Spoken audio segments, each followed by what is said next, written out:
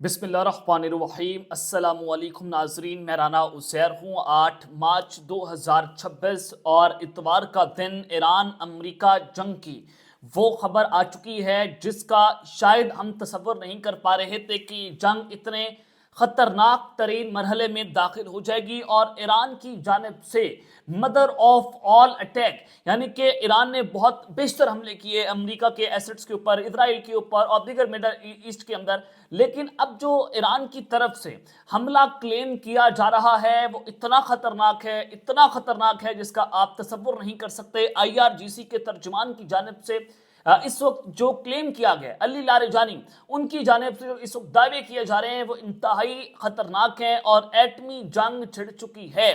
और तेहरान से क्या खबरें हैं? तेहरान भी इस वक्त जलकर राख हुआ है। तेहरान पर मिसाइल हमले गिरते ही ईरान की जानिब से जो रिटेलिएशन दी गई है उसके हवाले से भी कुछ इंपॉर्टेंट खबरें हैं। अल जजीरा इस हवाले से क्या रिपोर्ट कर रहा है, इसराइल का मीडिया और अमेरिकन मीडिया, ये तीन जो मेन हमारे जो सोर्सेज हैं वो सारी खबरें उनके हवाले से आपके सामने रखी जाएंगी। और बहुत बड़ी ब्रेकिंग न्यूज़ पाकिस्तान के हवाले से भी है कि पाकिस्तान की फजाइया, पाकिस्तान की फौज की बाज़ाब्ता तौर पर आज ईरान जंग में एंट्री हुई है और हमारी फौजें जो हैं वो भी ईरान जंग के अंदर पहुंच गई हैं। इस हवाले से क्या खबरें हैं ये डिटेल्स भी आपके सामने रखी जाएंगी। आगे बढ़ने से पहले मेरी आप सबसे दरख्वास्त होगी कि आपने इस चैनल को लाजमी तौर पर सब्सक्राइब करना है, बेल आइकन को जरूर प्रेस करें और कमेंट सेक्शन में पाकिस्तान जिंदाबाद का नारा कमेंट करना आप सबने नहीं भूलना है। नाज़रीन इकराम, आज ईरान में जो बहुत बड़े अटैक्स होते हैं, एक तो इनके 3 ऑयल के जो डेपोज थे उसको आज टारगेट किया गया, ऑयल रिफाइनरीज को टारगेट किया गया और इसराइली जहाज़ों ने वहां पर बमबारी की। और उसके बाद देखा गया कि तेहरान जो है वहां पर आग ही आ गया। ईरान में जिस कदर हमले हुए हैं, जिस कदर इसराइल के जहाज़ों ने जो बमबारी की है, उसके बाद यानी कि 3 ऑयल के डेपोज उड़ा दिए, ऑयल रिफाइनरीज उड़ा दिए, बहुत बड़ा नुकसान आज ईरान का हुआ है। जिसके बाद ईरान गुस्से में गया और फिर ईरान के सदर ने यह बयान भी दिया कि हम अपने जो दोस्त ममालिक हैं, मिडल ईस्ट की बाकी जो कंट्रीज हैं, खलीजी ममालिक हैं, हम उसके ऊपर अटैक नहीं करेंगे, हम उस पर माजरत ख्वाह हैं। IRGC के तर्जुमान ने कहा कि नहीं जनाब, जिस मुल्क का फौजी अड्डा इस्तेमाल नहीं होगा ना, हम उस मुल्क पर अटैक नहीं करेंगे, बाकी हर मुल्क के ऊपर हमला करेंगे और हम अपना जो है वो हमला पूरे जोरों शोर से करेंगे। जिसके बाद मजीद सूरत हाल गंभीर हुई कि क्या ईरान की मौजूदा हुकूमत जो है उनके हाथ में कंट्रोल नहीं रहा है, क्या मामला है कि IRGC के तर्जुमान जो है उसके अंदर हमले कर उनके जो बयान हैं वो अपनी हुकूमत के खिलाफ आ रहे हैं। लेकिन ईरान के अंदर जनाब जब ये हमला होता है तो बदले में ईरान ने भी हीफा ऑयल रिफाइनरी के ऊपर जनाब बमबारी कर दी है, यानी कि इसराइल के ऊपर बमबारी हुई है। और इसराइल का जो मीडिया है वो जो रिपोर्टिंग कर रहा है उनके मुताबिक हीफा का शहर है जब लिबनान की जानिब से भी जंग के आगाज के बाद ये सबसे शदीद और वसी बमबारी की जा रही है। हीफा की ऑयल रिफाइनरी जो है वहां पर ईरान ने अपने जो है वो खैबर शिकन मिसाइल वो मारे हैं और मिसाइलों की बड़ी तादाद ईरान की जानिब से फायर की गई। और रिपोर्ट्स के मुताबिक शुमाली इसराइल के अहम सनती और बंदरगाही शहर हीफा पर रॉकेट जो है वो भी फायर किए गए हैं। जिसके बाद शहर भर में धमाकों और सायरन की आवाजें जो है वो भी सुनी गई हैं।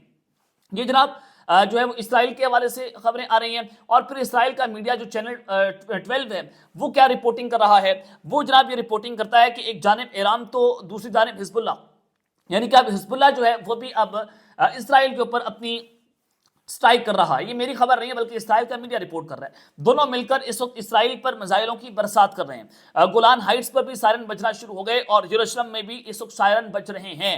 ये बड़ी जो है वो इस वक्त गंभीर सूरत हाल बनी हुई है। ईरान पर भी हमले हो रहे हैं और ईरान ने बदले में रात गए इसराइल के ऊपर हमले कर दिए। गोलान हाइट्स बड़ी स्ट्रेटेजिक लोकेशन है वहां पर, और फिर हिबा की ऑयल रिफाइनरी के ऊपर अटैक होना। और फिर ये ईरान की जानिब से धमकी दी गई थी कि अगर हमारे ऊपर इसराइल ने यहाँ पर अटैक किया तो हम उनका जो न्यूक्लियर पावर प्लांट है डिमोना में हम उसको निशाना बनाएंगे, हम उसको निशाना बनाएंगे।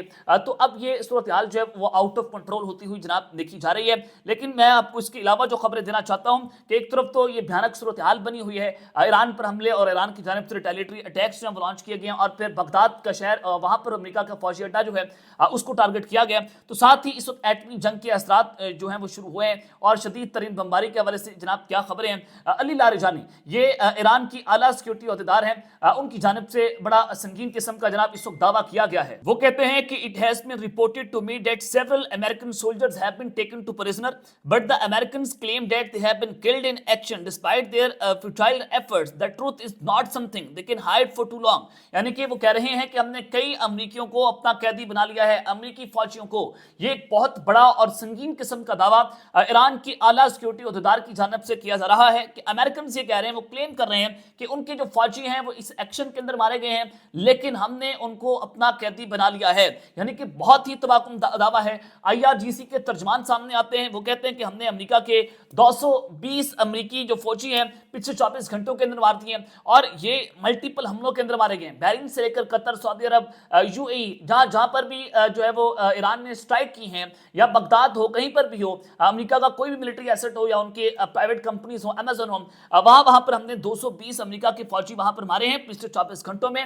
تو آپ اندازہ کریں کہ اتنا بڑا نقصان، اتنے بڑے لیول پر جا کر نقصان جو IRGC کی جانب سے جو ہے وہ دعویٰ کیا جا رہا ہے، تو اس کے بعد کیا ہوگا؟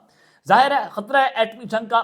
ایران بھی دھمکی دے رہا ہے کہ ہم جو ہے وہ ایٹمی پلانٹس کے اوپر اٹیک کرنا شروع کر دیں گے، اور ادھر سے اگر یہ ہوتا ہے تو پھر ڈیفینیٹلی اسرائیل اور امریکہ بھی ریٹیلیٹ کریں گے۔ اور خطرہ کیا ہے کہ اب امریکہ بھی اپنے ایٹمی ہتھیار کو استعمال کر سکتا ہے۔ اب ظاہر ہے جتنی اس نے ملٹری ڈپلائمنٹ کر دی ہے، آپ پانیوں کے اندر دیکھیں، آپ مڈل ایسٹ کنٹریز میں دیکھیں، سب کچھ دیکھ لیں، اور پھر ایران جو ہے وہ ہر جگہ کے اوپر اسٹرائک بھی کر رہا ہے۔ تھاٹ ڈیفنس سسٹم اس نے نکارا کر دیا، ڈیفنس سسٹم تباہ ہو رہے ہیں، اور پھر امریکہ جو ہے اس پر حملے بھی ہو رہے ہیں، ایران رک نہیں پا رہا۔ تو امریکہ بھی اس ساری صورتحال میں ایٹمی ہتھیار استعمال کر سکتا ہے۔ علی لاجانی کے حوالے سے بھی آپ کو میں بتایا، اور پھر امریکہ کی جو انٹیلیجنس ایجنسیز ہیں، 18 ایجنسیز کی مشترکہ رپورٹ آئی ہے کہ ایران میں رجیم چینج جو ہے وہ اس وقت ناممکن ہے۔ ہم ایران کے اندر اس وقت فی الحال رجیم چینج آپریشن نہیں کر سکتے، ہم اپنی زمینی فوج ایران کے اندر نہیں بھیج سکتے۔ یہ 18 امریکہ کی انٹیلیجنس رپورٹس جو ہیں ان کی مشترکہ رپورٹ سامنے آئی ہے، جس کے بعد جو ہے مزید صورتحال گمبھیر ہوتی ہوئی دیکھی جا رہی ہے کہ IRGC کھڑی ہو گئی ہے۔ وہ کہہ رہے ہیں کہ جناب ڈو اور ڈائی ہے صورتحال اب آپ کے سامنے ہے۔ اور پھر مزید بڑی امپورٹنٹ جناب خبر ہے پاکستان کی فوج کو لے کر، لیکن اس سے پہلے الجزیرہ وہ کیا رپورٹنگ کرتا ہے کہ head of Iran's national security council Ali Larijani سے the number of US soldiers have been captured، کہ ہم نے جو ہے وہ متعدد امریکہ کے فوجی جو ہیں وہ اپنی حراست کے اندر لے لیا، ان کو گرفتار کر لیا ہے۔ اب یہ آپ ڈاٹ سے ڈاٹس کنیکٹ کریں کہ اگر کچھ نہ ہوا پھر یہ صورتحال کس طرف جائے گی۔ ایران کے پاس بڑے بے تحاشا قسم کے میزائل ہیں، ابھی ان کے پاس ڈرونز بھی موجود ہیں، لیکن دوسری جانب امریکہ اور اسرائیل کا جو ڈیفنس سسٹم ہے وہ اس کو بڑی شدت کے ساتھ نقصان پہنچ رہا ہے۔ لیکن اس ساری سچویشن میں سعودی عرب پر بھی حملے ہو رہے ہیں، اور پھر فیلڈ مارشل آصف منیر وہ محمد بن سلمان سے ملاقات کرتے ہیں، سعودی عرب ان کا دورہ وہ بڑی امپورٹنٹ ٹائمنگ سے جب وہ گئے، اور اس وقت جب ایران جو ہے وہ سعودی عرب پر اٹیک کر رہا ہے، پاکستان اور سعودی عرب کے مابین دونوں کے درمیان جو ہے وہ ایک ڈیفنس پیکٹ بھی موجود ہے کہ ایک ملک کے اوپر حملہ دوسرے ملک پر حملہ تصور ہوگا، پاکستان کی فوجیں جو ہے وہ حرمین شریفین کی حفاظت کے لیے، اور پھر ہماری جو پائلٹس ہیں جو JF-7 تھنڈر بلاک 3 ہے وہ بھی جو ہے وہ سعودی عرب میں اس کو ڈپلوائے کیا گیا۔ تو اب جو ساؤتھ ایشیا انڈیکس وہ رپورٹ کر رہا ہے کہ Pakistan is expected to send its air force and air defence system to Saudi Arabia. Pakistan اپنا ایئر ڈیفنس سسٹم سعودی عرب میں ڈپلوائے کر سکتا ہے، اور ہماری جو ایئر فورس ہے اس کو بھی سعودی عرب میں تعینات کیا جا سکتا ہے۔ یہ امائڈ ایرانز انکریزنگ ڈرون اٹیک اگینسٹ سعودی عربیہ، جو ایران نے اپنے ڈرون اٹیک کو سعودی عرب پر مزید بڑھا دیا ہے، تو ہم اپنی فضائیہ کو بھی وہاں پر بھیج سکتے ہیں، اور اپنے ڈیفنس سسٹم کو بھی وہاں پر ڈپلوائے کیا جاتا ہے۔ اگر سعودی عرب جو ہے اس پر دوبارہ حملہ ہوگا تو ہم فیلڈ مارشل صاحب کی ملاقات، اور پھر آپ یہ خبر کو دیکھیں، ڈاٹ سے ڈاٹ کنیکٹ کریں کہ اگر ایران نے سعودی عرب پر حملہ کیا دوبارہ، اور ہماری پاک فضائیہ وہاں پر موجود ہوئی، اور ہمارا ڈیفنس سسٹم وہاں پر لگا ہوا، اور حملہ وہاں پر ہو گیا، تو پھر کیا پاک فضائیہ کی جانب سے کوئی ملٹری سٹرائک ایران کے خلاف لانچ کی جائے گی؟ اور اگر ایسا ہوتا ہے، خدا نخواستہ ایسا ہوتا ہے، ہم کسی پرائی جنگ کا حصہ نہیں بنیں گے، ہم کرائے کی بندوق نہیں بنیں گے، پاکستان کا بڑا واضح قسم کا فیصلہ ہے۔ لیکن اگر ایسا ہو گیا جو اس خبر کے مطابق جو ساؤتھ ایشیا انڈیکس رپورٹ کر رہا ہے، تو کیا ایران پاکستان کے اندر آ کر بمباری کرے گا؟